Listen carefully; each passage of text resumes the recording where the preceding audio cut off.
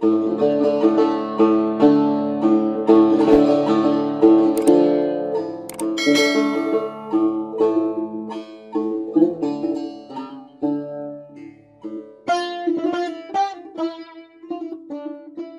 درودی دل خود گرم کنیم و چه زیباست کنار یاران.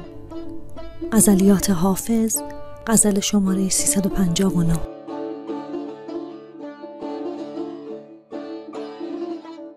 خرم آن روز که از این منزل ویران بروم، راحت جان طلبم و از پی جانان بروم.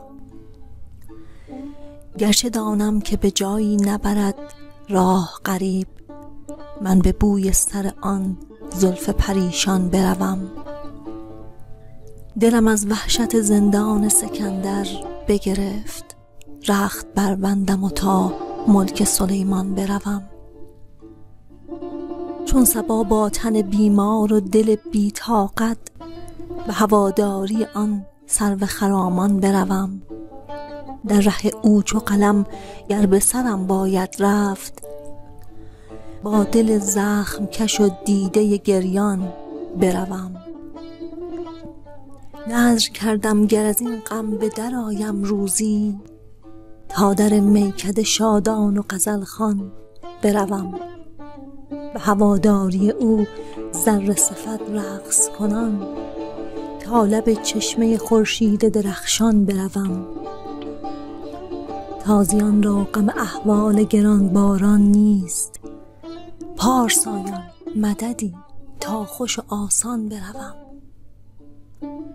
ور چو حافظ ز بیابان نبرم ره بیرون، همره کوکبه آصف دوران بروم.